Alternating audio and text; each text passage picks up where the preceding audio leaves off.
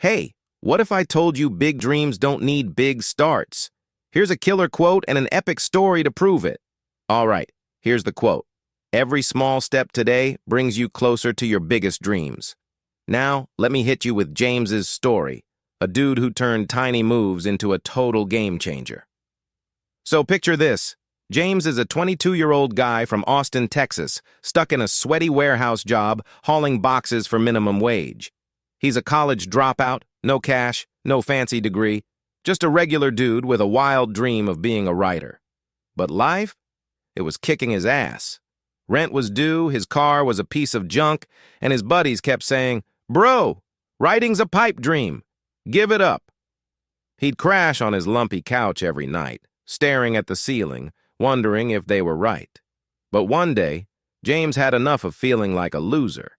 He's like, "Screw it, I'm doing something." He didn't have time for some big writing plan. Dude was working 10-hour shifts. So he started small, real small. During his 15-minute lunch break, he'd pull out his cracked phone, open the Notes app, and bang out 100 words. That's it, 100 freaking words.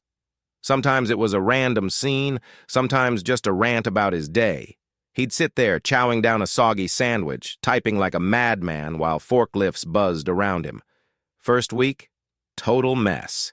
His stuff sucked. Misspelled words, half-baked ideas. He almost quit, thinking, "What's the point? This ain't gonna get me anywhere." But then he remembered something his grandma used to say. "Little drops fill the bucket, Jimmy." So he stuck with it. Every damn day, 100 words. Rain, shine, or when his boss was yelling at him to hustle. After a month, he had a couple thousand words. Nothing crazy, but it felt good, like he was building something. Fast forward a year. Yeah, a whole year of these tiny lunch break scribbles. James had a short story, rough around the edges, but real. It was about a kid escaping a dead-end town, kinda like him. He posted it on some random writing forum, hands shaking, thinking, "People are gonna trash this." But nope, a few folks loved it. One guy even messaged him, "Dude, this hit me hard." That lit a fire in him. He kept writing, still 100 words a day, tweaking that story till it shone. Then, one night, buzzed on cheap coffee, he submitted it to a local writing contest. No big expectations, just a shot in the dark. Weeks later, he's at work sweaty and beat when his phone pings. He checks it and holy crap, he won. First place, $500, and a shout out in the paper. He's standing there, surrounded by boxes, grinning like an idiot, tears in his eyes. That win got him noticed by a small publisher. They asked, "Got more?" And yeah, he did. All those little 100-word chunks had piled up.